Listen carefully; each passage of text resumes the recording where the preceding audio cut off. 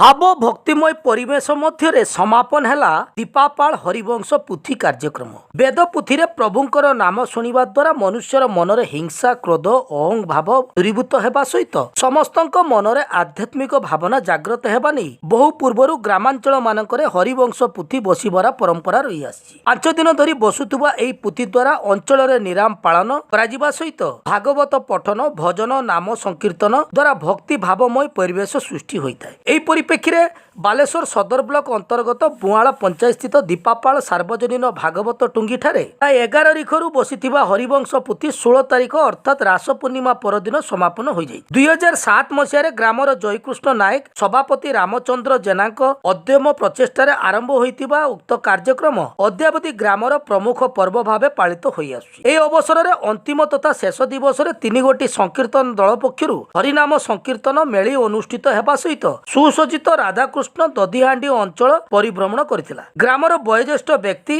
रमा बेउरी द्वारा प्रत्येक वर्ष परि चलित वर्ष मध्य संकीर्तन मंडलीर कर्मकर्ता मानकु उत्तरीय प्रदान करी संबर्धना ज्ञापन करा जायतिला। एतिस भजन कार्यक्रम अनुष्ठित होइतिला। बहु संख्यार भक्त और श्रद्धालुओं पई प्रसाद सेवनर व्यवस्था करा जायतिला। उक्त कार्यक्रम रे कलाकार संघर सदर ब्लॉक सभापति तथा संकीर्तन गुरु मधुसूदन नायक कार्यक्रम को परिचालना करथिबा बेले अन्य मानक मध्यरे संपादक श्रीधर दास निशाकर नायक अजय नायक रमाकांत नायक राधामणि नायक भरत जेना मनोरंजन सेठी ब्रजमोहन नायक समेत ग्रामर वयोज्येष्ठ युव गोष्ठी और महिला माने उपस्थित रही सहयोग प्रदान करथिले। रामचंद्र जेना ग्राम दीपापाल भागवत टुंगीर कार्यक्रम आरंभ 2007 मसीहा ठारू आरंभ होइछि।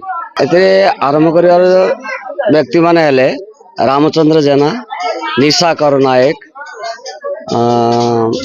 प्राणकृष्ण नायक से तो वर्तमान जो जीवित नांती स्वर्गवास श्रीधर दास रमाकांत नायक मुझे प्रधान हो सभापति तो ग्रहण करछि आउ मते सहयोग ग्रामवासी समस्त कर वर्ष कार्तिक पूर्णमी बासी दिन शनिवार दिन यहाँ समापन हुए। 5 दिन धरी हरिवंश पारायण पुथी ब्राह्मण द्वारा उद्यापित करा जाए। कार्तिक मासरे पूरा मास आम भागवत पठन करा जाए। संध्या समय ग्रामवासी मानकर संपूर्ण सहयोगिता रही एवं युवपीढ़ी माने उत्साहित होई समस्त कार्य जो कार्य करने कथा तांको सुचारू रूपे चलाउछु।